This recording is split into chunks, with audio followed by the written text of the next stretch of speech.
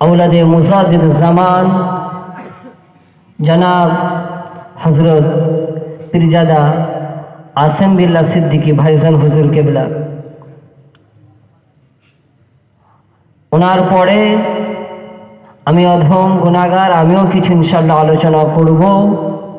যে সমস্ত ভাই এদিক ওদিক ঘোরাফেরা করছেন বা বাইরের দিকে দাঁড়িয়ে আছেন তাদের উদ্দেশ্য আমি অনুরোধ করছি, অনুগ্রহ করে এই পাক পবিত্র মুতাবারক মজলিসে এসে হাজির হয়ে যান। মাশাআল্লাহ আপনাদের জন্য বসার খুব সুন্দর ব্যবস্থা করা হয়েছে। আর মজলিসের সৌন্দর্য বৃদ্ধি পাবে ঠিক তখন যখন সকলে এই জায়গায় বসবে। কি গো, কথা ঠিক না ভুল? হ্যাঁ, ফাঁকা ফাঁকা হয়ে থাকলে অতটা সুন্দর লাগে না। যাক, আল্লাহ পাক কবুল করুন। যারা বাইরে ঘুরছেন মেহেরবানি করে মজলিসে চলে আসুন। আউযু বিল্লাহি মিনাশ শাইতানির রাজীম। বিসমিল্লাহির রহমানির রহিম।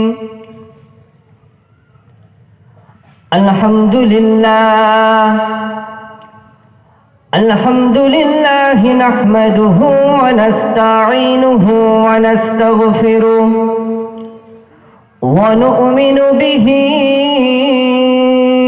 ونتوكل عليه ونعوذ بالله من شرور أنفسنا ومن سيئات أعمالنا من يهده الله فلا مضل له ومن يضلله فلا هادي له ونشهد أن لا إله إلا الله وحده لا شريك له ونشهد أن سيدنا وسندنا وحبيبنا ومولانا محمدا عبده ورسوله فقد قال الله تعالى في كلامه المجيد والفرقان الحميد ولا تصعر خدك للناس ولا تمش في الأرض مرحا إن الله لا يحب كل مختال فخور وقال الله تعالى في شان حبيبه مخبرا وآمرا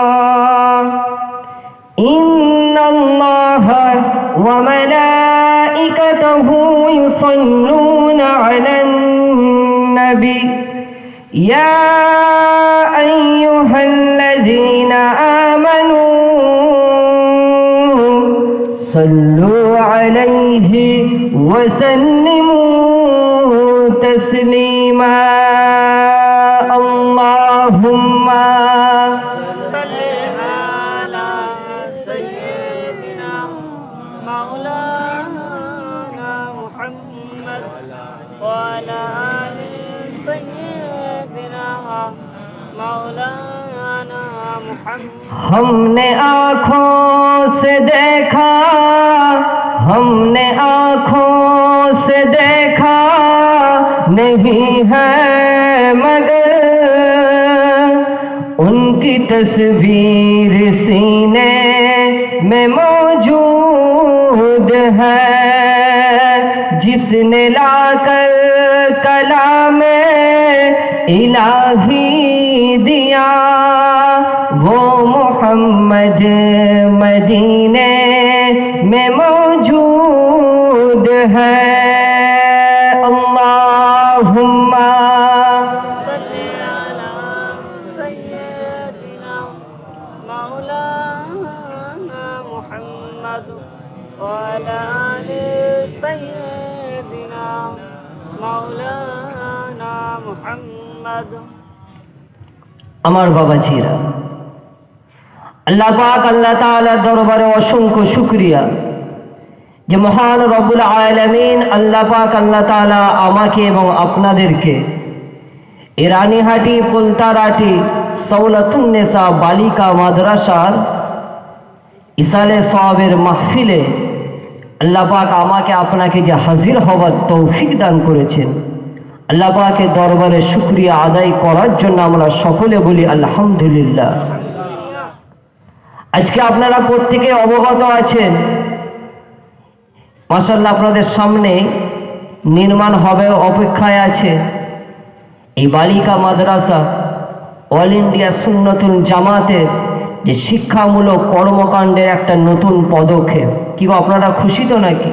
যে এই এলাকায় মেয়েদের শিক্ষার উন্নতির জন্য ইসলামী শিক্ষায় তাদের শিক্ষিত করে তোলার উদ্দেশ্য নিয়ে অল ইন্ডিয়া সুন্নতুল জামাতের পরিচালনায় এই জেবুন্নেসা মাদ্রাসা মাশাআল্লাহ প্রতিষ্ঠিত হবে। তো সেই মাদ্রাসার ইসালে সওয়াবে আল্লাহ পাক আমাকে আপনাকে যে বসার সুযোগ দিয়েছেন, আল্লাহর দরবারে শুকরিয়া আদায় করার জন্য আবারও বলি আলহামদুলিল্লাহ। আলোচনার পূর্বে পবিত্র কালামুল্লাহ শরীফ থেকে একটি আয়াত পাক তেলাওয়াত করেছি। সেই আয়াত সামনে রেখে ইনশাআল্লাহ আলোচনা করব। তবে বর্তমান যে যুগ ও সন্ধিক্ষণ যে পরিস্থিতি, কি গো, দিনকাল আগের তুলনায় ভালো না খারাপ? হ্যাঁ, যত দিন যাচ্ছে খারাপ দিকটাই বেশি ফুটে উঠছে। কি গো, আজকেই খবর পেলাম এই ভারতবর্ষের স্বাধীনতা সংগ্রামে যে মানুষটার অবদান আমরা ছোট থেকে ইতিহাসের বইয়ে পড়ে এসেছি। টিপু সুলতান নাম শুনেছেন তো? সেই টিপু সুলতানের যে ওয়াকফ সম্পত্তি, তার সেই সম্পত্তিকে ছিনিয়ে নেবার একটা চক্রান্ত শুরু হয়েছে। ইতিপূর্বে আপনারা জানেন যে যেভাবে মোমেন মুসলমানদের প্রতি এই ভারতবর্ষ জুড়ে অত্যাচার নেমে এসেছে, এই বর্তমান পরিস্থিতিতে আমাদেরকে চিন্তা চেতনা একটু আলাদা করতে হবে। এই অবস্থা থেকে বাঁচতে গেলে দুটো জিনিস আপনাকে মাথায় রাখতে হবে। এক নম্বর হচ্ছে মোমেন মুসলমান আমাদের মধ্যে একতা ঐক্য তৈরি করতে হবে। আর দ্বিতীয় নম্বর পয়েন্ট, যে আমাদের ছেলে মেয়েদেরকে সঠিক শিক্ষায় শিক্ষিত করে তুলতে হবে, তবে আমরা পরিস্থিতির মোকাবিলা করতে সক্ষম হব। ওই শুধু আবেগী কথা বলে দিলে হবে না, কথা ঠিক না? আল্লাহ পাক এই অল ইন্ডিয়া সুন্নতুল জামাত যে মিশন নিয়ে এগিয়ে যাচ্ছে, এটাকে কবুল করুন, সকলে বলুন না আল্লাহুম্মা আমিন। আল্লাহ রাসূল আল্লাহর হাবিব রাহমাতুল লিল আলামিন হুজুর আকরাম সাল্লাল্লাহু আলাইহি ওয়াসাল্লাম সাহাবাদেরকে শিক্ষার জন্য মোটিভেট করতেন। আল্লাহ রাসূল আল্লাহর হাবিব এই শিক্ষার জন্য তাগিদ দিতেন। উম্মতিদের শিক্ষার জন্য রাসূলুল্লাহ সর্বোচ্চ চেষ্টা করার কথা বলেছেন। মওতের আগে পর্যন্ত আপনি শিক্ষায় শিক্ষিত হবার চেষ্টা করুন। যদি শিক্ষা যদি না থাকে, দুনিয়ার জিন্দেগিতে আপনি পদে পদে ভুল করবেন। তাই একটা কথা বলি, কাজের ক্ষেত্রে, আমলের ক্ষেত্রে, যে বিষয়ের ক্ষেত্রে আলোচনা হোক না কেন, আমলের ক্ষেত্রেও আগে ইলম, আর কথার ক্ষেত্রেও আগে ইলম। কথার ক্ষেত্রে আপনি যে কথা বলবেন, মানুষকে আল্লাহর দিকে ডাকবেন, মানুষকে হালাল হারামে শিক্ষা দেবেন, মানুষকে সচেতন করবেন, সেটার জন্য আপনার শিক্ষার দরকার। আবার যে আপনি কাজ করবেন, এই কাজের জন্য যে কাজটা সঠিক করছেন কিনা, শরীয়ত মোতাবেক কাজটা হচ্ছে কিনা, এটার জন্য আপনার শিক্ষা দরকার। তো সেই শিক্ষার জন্যই এই অল ইন্ডিয়া সুন্নতুল জামাত মুজাদ্দিদে জামানের নীতি আদর্শ সামনে রেখে একটা আন্দোলন করছে, শিক্ষার আন্দোলন। এই আন্দোলনে আপনারা প্রত্যেকেই পাশে থাকবে। দুনিয়ার জিন্দগিতে আল্লাহ পাক আমাকে আপনাকে পাঠিয়েছে, হায়াতে জিন্দগিতে যতদিন হায়াত থাকবে বেঁচে থাকবো, আল্লাহ ডাক এসে যাবে, চলে যাব। তবে দুনিয়াদারি করার ক্ষেত্রে মনে রাখবেন যে ভালো কাজে যদি আপনি সহায়তা করেন, দুনিয়া আখেরাতে এই কাজটা আপনার জন্য নাজাতের ওসিলা হিসাবে কবুল হবে। একটু জোরে বলুন সুবহানাল্লাহ। আমার বাবাজিরা, আজকে আলোচনার পূর্বে যে কথাটা আলোচনা করেছিলাম, পবিত্র কালামুল্লাহ শরীফের মধ্যে মহান রব্বুল আলামিন আল্লাহ পাক আল্লাহ তাআলা জানিয়ে দেন, ওয়ালা তুসাইর খাদ্দাকা লিন-নাসি ওয়ালা তামশি ফিল আরদি মারহা ইন্নাল্লাহা লা ইউহিব্বু কুল্লা মুখতালিন ফাখুর। খবরদার খবরদার, তোমরা অহংকারের বশবর্তী হয়ে মানুষকে তোমরা অবজ্ঞা করো না। অহংকারের কারণে তোমরা মানুষকে ছোট মনে করো না, তাদের সাথে খারাপ আচরণ করো না। আমি আল্লাহ তোমাদের জানিয়ে দিলাম, এই পৃথিবীর জমিনে তোমরা অহংকারের সাথে দাম্ভিকতার সাথে চলাফেরা করো না। ইন্নাল্লাহা লা ইউহিব্বু কুল্লা মুখতালিন ফাখুর। নিশ্চয় আমি আল্লাহ এই দাম্ভিক অহংকারী মানুষগুলোকে ভালোবাসি না। কি অহংকারীদের আল্লাহ ভালোবাসে? দুনিয়ার জিন্দেগিতে যদি আমি আপনি অহংকার করি, আল্লাহর প্রিয় পাত্র হতে পারবো? হ্যাঁ, রাসূলুল্লাহ হাদিসের মধ্যে বলছেন যে তিল পরিমাণ যদি আপনার মধ্যে অহংকার থাকে, আপনি জান্নাত দেখতে পাবেন না, জান্নাতে যাওয়ার সুযোগ আপনার হবে না। আজকে সমাজে দেখতে পাওয়া যায় অহংকারের বশবর্তী হয়ে অনেকে অনেক রকম কথা বলে। মনে রাখবেন, এই দুনিয়ার জমিনে সর্বপ্রথম যে পাপ কাজটা ঘটেছিল সেটা অহংকারের মাধ্যমে। আল্লাহ পাক যখন আদম আলাইহিস সালামকে সৃষ্টি করলেন, ফেরেশতারা প্রথমে বাধা দিয়েছিল। কি গো, ফেরেশতারা বলেনি আল্লাহ আপনার ইবাদত করার জন্য তো আমরা আছি, আবার নতুন করে এই আদমকে সৃষ্টি করার কি প্রয়োজন? আল্লাহ পাক আপনার ইবাদত বন্দেগী তো আমরা করছি, কিন্তু আল্লাহ পাক যখন নবী আদমকে সৃষ্টি করার পরে ফেরেশতাদেরকে বললেন সিজদা দাও, ফেরেশতারা এক কথায় আল্লাহর হুকুম মেনে নিয়েছিল। কিন্তু শয়তান আজাজিল সে অহংকারের বশবর্তী হয়ে আল্লাহর হুকুমের বিরোধিতা করেছিল। কি গো, অহংকারের বশবর্তী হয়ে অহংকারের কারণে আল্লাহ পাকের হুকুমের বিরোধিতা করলো।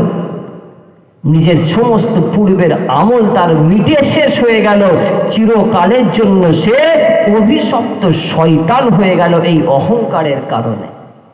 তাহলে অহংকার থেকে আমাদের বাঁচতে হবে। এই শিক্ষা, দ্বীনি শিক্ষা তো আপনাকে এটাই শেখাবে যে অহংকার থেকে কিভাবে বাঁচতে হয়। অল ইন্ডিয়া সুন্নাতুল জামাত এই মাদ্রাসার মাধ্যমে ছাত্র ছাত্রীদের এই শিক্ষাই তো দান করে যে আল্লাহর প্রিয় বান্দা প্রিয় বান্দি হতে গেলে কোন কাজগুলো করার প্রয়োজন, কোন কাজগুলো করলে আল্লাহ পাকের পছন্দনীয় বান্দা হবে, সেই কাজের শিক্ষার জন্যই তো এই মাদ্রাসাগুলো এত কষ্ট করে মেহনত করে মাদ্রাসাগুলো পরিচালনা করা। আল্লাহ পাক কবুল করুন, সকলে বলুন না আল্লাহুম্মা আমিন।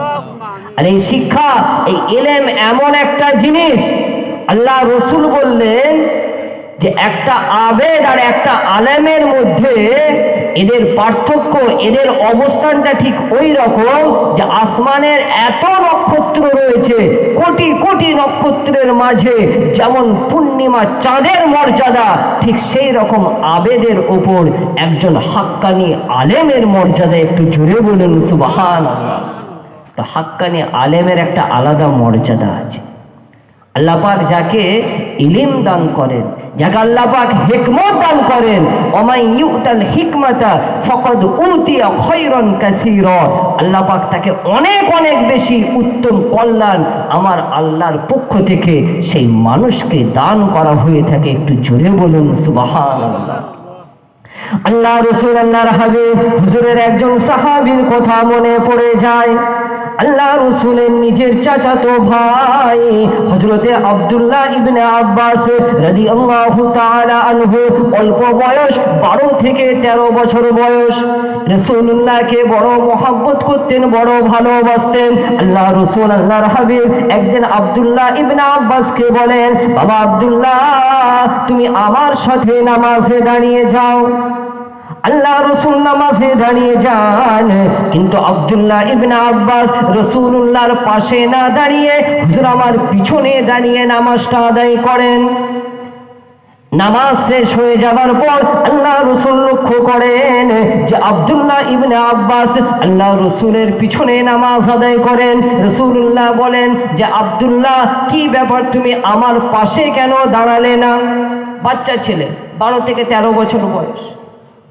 আল্লাহ রাসূল যখন জিজ্ঞাসা করলেন, ওই ছোট আব্দুল্লাহ ইবনে আব্বাস জবাব দিয়েছিল, ইয়া রাসূলুল্লাহ, ইয়া হাবিবাল্লাহ, হুজুর, আমি কেমন ভাবে আপনার পাশে দাঁড়াই?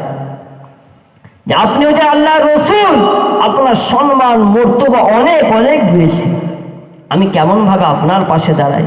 হুজুর, আপনার তাজিমের কারণে আমি আপনার পিছনে দাঁড়িয়েছি।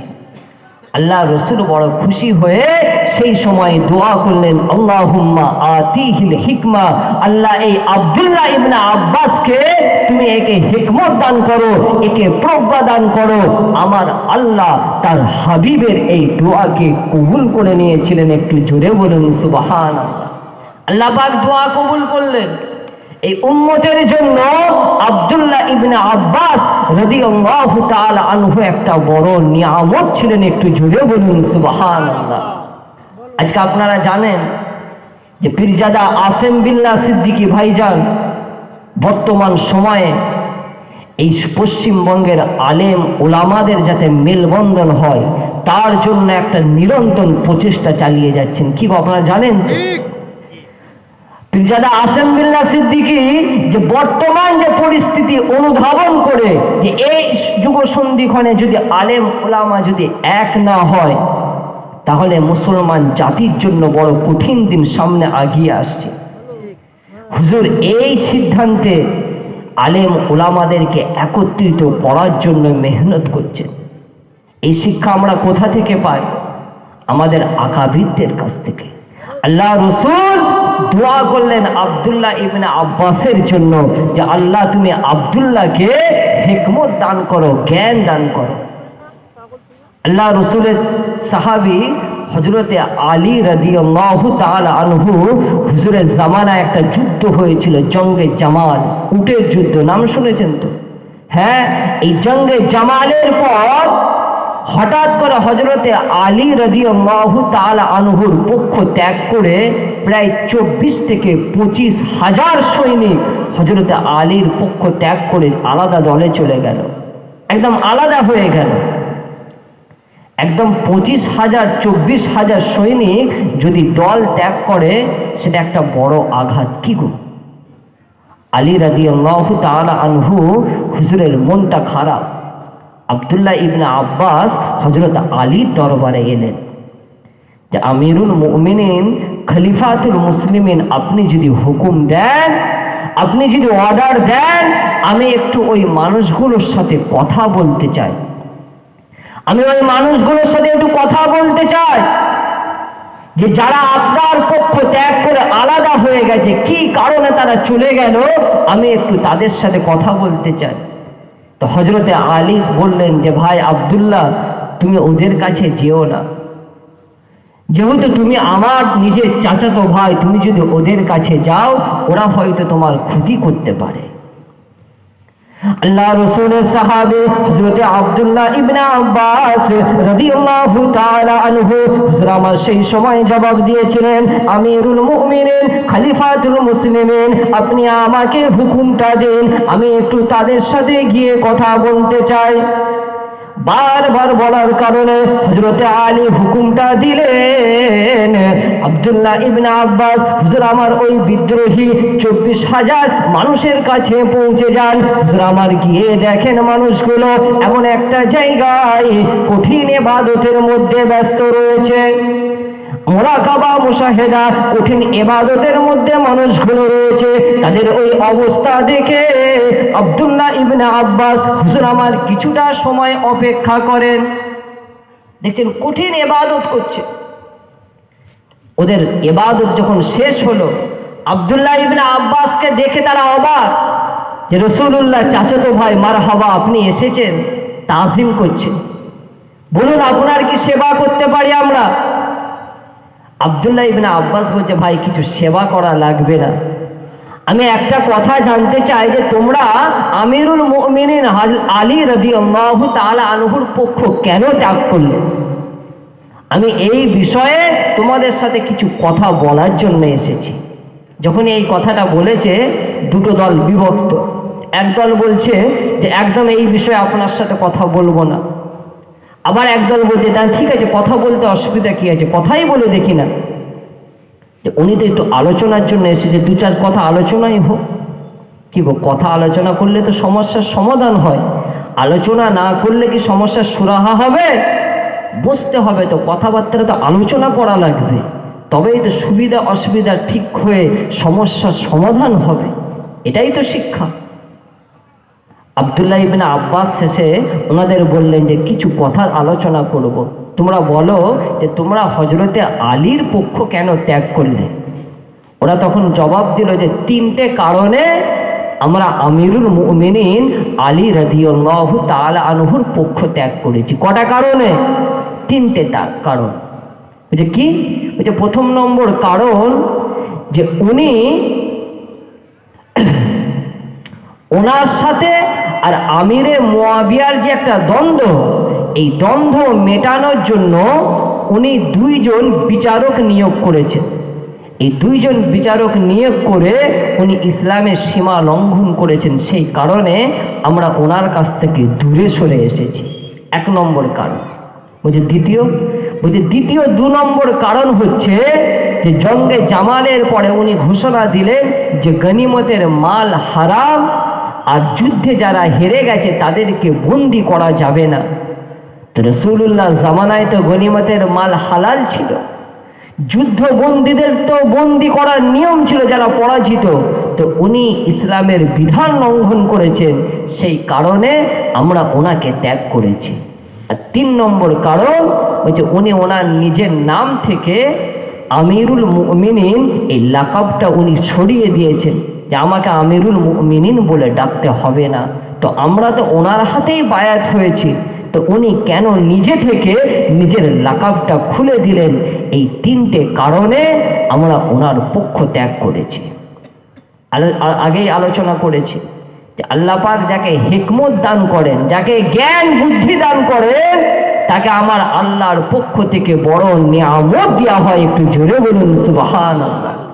আলী রাদিয়াল্লাহু তাআলা আনহু একটা কবিতায় বলছেন যে আল্লাহ পাক আমাদের প্রতি বড় ইহসান করেছেন, আমাদের দুশমনদেরকে অর্থ দিয়েছেন, সম্পদ দিয়েছেন, কিন্তু আমাদেরকে জ্ঞান দিয়েছেন, আমাদেরকে প্রজ্ঞা দান করেছেন। অর্থ সম্পদ দান করলে সেটা একদিন না একদিন শেষ হয়ে যাবে, কমে যাবে, কিন্তু আল্লাহ দেওয়া এই জ্ঞান যত বিতরণ করা হবে তত বেড়ে যাবে। একটু জোরে বলুন সুবহানাল্লাহ। তো আল্লাহ রসুল দোয়া করেছিলেন আব্দুল্লাহ ইবনে আব্বাসের জন্য, আল্লাহুম্মা আতিহিল হিকমা, আল্লাহ এই আব্দুল্লাহকে আপনি হিকমত দান করুন। তো আব্দুল্লাহ ইবনে আব্বাস বললেন যে তোমাদের এই 3টে প্রশ্নের জবাব আমি যদি কোরআন থেকে দিই, তাহলে কি তোমরা আমার কথা মেনে নেবে? তোমরা পুনরায় তোমাদের সিদ্ধান্ত পরিবর্তন করে আমিরুল মুমিনিন আলী রাদিয়াল্লাহু তাআলা আনহুর পক্ষে যোগ দেবে? ওরা তখন বলল হ্যাঁ, আপনি যদি প্রমাণ করতে পারেন যে আমাদের সিদ্ধান্ত ভুল, তাহলে কিন্তু আমরা মেনে নেব। আল্লাহ রাসূলের সাহাবী আব্দুল্লাহ ইবনে আব্বাস রাদিয়াল্লাহু তাআলা আনহু একটা একটা করে বিষয়টা আলোচনা করতে শুরু করেন। তোমাদের প্রথম নম্বর দাবি যে আমিরুল মুমিনিন উনি ওনার সাথে খলিফা, উনি ওনার সাথে আমিরে মুয়াবিয়ার যে লড়াই, এই লড়াইয়ের ঝামেলা মেটাবার জন্য উনি দুজন বিচারককে নিযুক্ত করে শরীয়তের হুকুমটা ভঙ্গ করেছেন, আল্লাহর হুকুমটা অমান্য করেছেন। এই কথা বলে আব্দুল্লাহ ইবনে আব্বাস রাদিয়াল্লাহু তাআলা আনহু বলতে শুরু করেন, কালামুল্লাহ শরীফের মধ্যে সূরা মাইদায় আল্লাহ পাক জানিয়ে দেন, ইয়া আইয়ুহাল্লাযীনা আমানু লা তাকতুলুস সাইদা ওয়া আনতুম হুরুম ওয়া মান ক্বাতালাহু মিনকুম মুতাআম্মিদান ফাজাযাউম মিসলু মা ক্বাতালা মিনান না'ম يحكم به ذوى عدل منكم هديا بالغ الكعبة। ঈমানদার বান্দা বান্দিরা, খবরদার খবরদার, তোমরা ইহরাম অবস্থায় শিকার করবে না। ইহরাম অবস্থায় যদি তোমরা অন্যায় ইচ্ছাকৃতভাবে কোনোভাবে যদি শিকার করে ফেলো, তাহলে যেটা শিকার করবে সেই সম পরিমাণ একটা পশু তোমাকে কুরবানি দিতে হবে। আর এই বিষয়টার নিয়ম, এই বিষয়ে তোমাদের যে হুকুমটা দেবে, বিচারটা করবে, সেটার জন্য তোমাদের মধ্যে থাকা দুজন যোগ্য বিচারক, সে তোমাদের বিষয়টা বিচার করবে। এবার আপনারাই বলুন যে সামান্য যদি একটা খরগোশকে কাবা শরীফ চত্বরের মধ্যে কতল করা হয়, আর তার বিচার করার জন্য যদি দুজন বিচারককে লাগে, তাহলে এত বড় মুসলিম সমাজ, অর্ধ জাহান জুড়ে যে মুসলমান রাজত্ব ছড়িয়ে রয়েছে, হাজার হাজার মুসলমান, এদের জান মাল, এদের ইজ্জত, এদের ধন সম্পদ, এই সমস্ত কিছু যদি লড়াইয়ের মাধ্যমে শেষ হয়ে যায়, লড়াইয়ের মাধ্যমে ধ্বংস হয়ে যাবে, তো এদের বিচারের জন্য, এদের নিষ্পত্তি করার জন্য দুজন বিচারক নিয়োগ করে আলী হুজুর ভুলটা কি করেছে? যখন এই কথাটা বলেছে, ওদের আর কথার জবাব নেই। যে যদি কাবা শরীফের মধ্যে একটা ছোট কোনো পশু কতল করা হয়, তার জন্য সেই সমপরিমাণ একটা জন্তু তোমায় কুরবানি করার বিধান রয়েছে, তো সেটা তোমাকে নির্দেশ দেবে কে? তোমাদের মধ্যে থাকা দুজন যোগ্য বিচারক। আর এত বড় মুসলিম জাহানের গন্ডগোল মেটানোর জন্য এত হাজার হাজার মানুষের জান মাল, এত সম্পদ সব বেঁচে যাবে যদি দুজনের ঝামেলা মিটে যায়। তো এই জন্য দুজন বিচারক নিয়োগ করে হযরত আলী কি ভুলটা করেছে, যখন এই কথাটা বলেছে, ওদের মুখে আর কোনো কথা বের হয়নি যে আপনি যে কথাটা বলেছেন সঠিক কথা। এরপর বলছে দ্বিতীয় নম্বর অভিযোগ, হ্যাঁ, যে তোমাদের পক্ষ থেকে যে দ্বিতীয় অভিযোগ এসেছে, তোমাদের দ্বিতীয় নম্বর অভিযোগ হলো যে আমিরুল মুমিনিন খলিফাতুল মুসলিমিন জঙ্গে জামালের পর উনি ঘোষণা দিলেন যে গনিমতের মালটা হারাম, এই যুদ্ধে গনিমতের মাল তোমরা ভক্ষণ করবে না, আর যারা পরাজিত হয়েছে তাদেরকে যুদ্ধবন্দী হিসাবে বন্দী করবে না। তো ওনার এই সিদ্ধান্তের তোমরা বিরোধিতা করছো, তাই তো? ওরা বলছে হ্যাঁ। ওরা তখন বলছে হ্যাঁ, আমরা ওনার এই সিদ্ধান্তের বিরোধিতা করি। আল্লাহ রাসূলের সাহাবী আব্দুল্লাহ ইবনে আব্বাস রাদিয়াল্লাহু তাআলা আনহু হুজুর আমার সেই সময় জবাব দিয়ে বলেছিলেন, তোমাদের মনের কি ইচ্ছা আমি জানি না, তবে আমি তোমাদেরকে একটা কথা জানিয়ে দিই, যদি যুদ্ধ বন্দীদেরকে বন্দী করা হতো, যদি গনিমতের মালটা নেওয়া হারাম হতো, তাহলে সেদিন তোমরা কি করতে?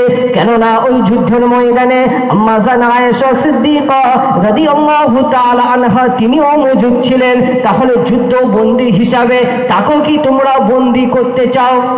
যদি তোমাদের জবাবটা হ্যাঁ হয়, তাহলে তোমরা নিঃসন্দেহে কাফের।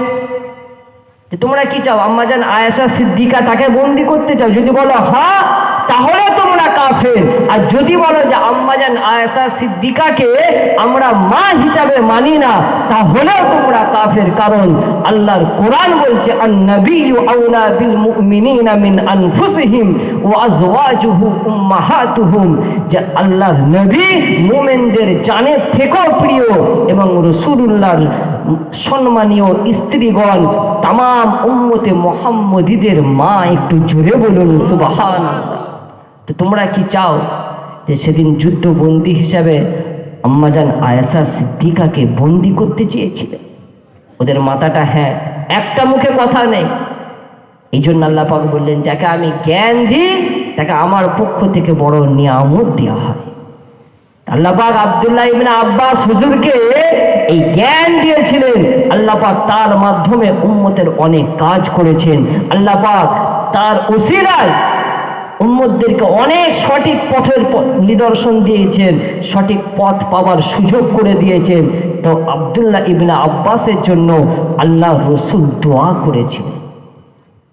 তো আজকে অল ইন্ডিয়া সুন্নতুল জামাত এই সংগঠন আপনারা লক্ষ্য করে দেখবেন চারিদিকে এই জ্ঞানের প্রচার প্রসারের কাজেই ব্যস্ত। কি গো, কথা ঠিক না ভুল?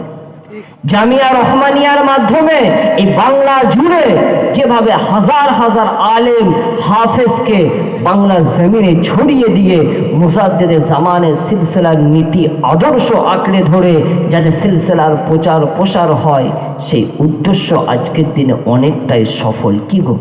হ্যাঁ, চারিদিকে জামিয়ার ছাত্ররা, রহমানি ছাত্ররা মাশাআল্লাহ অনেকে ওয়াজ নসিহত করে, অনেক